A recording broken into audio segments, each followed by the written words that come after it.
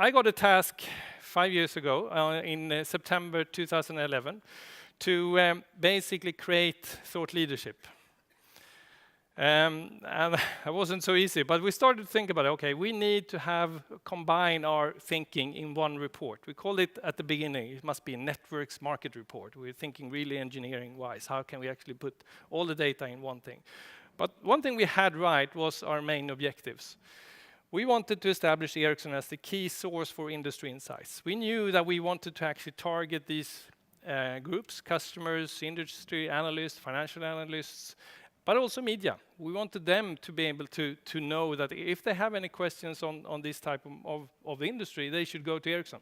So we now have one-stop shop for all the assets. There is one clear place. So it's a well-known and respected report from analysts and media worldwide. It's also become a key pillar in our brand marketing activities. So every time that Hans Westberg and the C team basically are meeting customers, it's one report that they are bringing along, and it's this one, which they can refer to and talk to, and you can also repeat it, because we are repeating a lot of the graphs, so you can follow the trends and so on every time. But maybe the most important thing is the consistency. Now we are consistent across the company, 115,000 people that now know.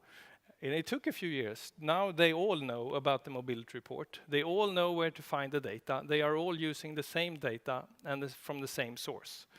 And that was not easy to establish, but that's where we are right now. So for internal communication and internal consistency, doing thought leadership activities and content marketing is extremely useful. But we have a story in mind here. So if you think about the big story, it actually is that we are, in the mobility report, talk about the uptake of traffic, the uptake of smartphones, so data in mobile networks goes up. Next step is then to convince operators that they can earn money on this data. Some operators actually thought or are thinking that, oh, I don't want all this traffic in my network. It's just going to cost me money and people will not pay. But there are a number of examples from other operators that actually managed to monetize that data. So we're not just doing the mobility, we're doing other assets to support this journey, to actually convince them that they can earn a lot of money if they do the data package right, if they are bundling their offerings in the right way and doing the right setup for their own business. Next step is then, if you can manage to convince them that they can monetize all this data traffic, is to drive data traffic. Because if you know that you can monetize a lot of this traffic, you would want to have more traffic. And how do you get more traffic into the network? You have a better network.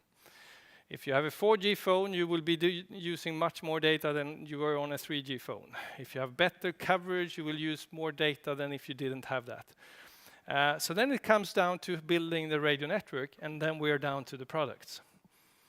So I mean, everyone has this sort of hunger for content. We're looking at more videos and there's content everywhere. But how do you think companies can use the business intelligence and the content that they have to kind of become the thought leader? Do you have any tips or advice there?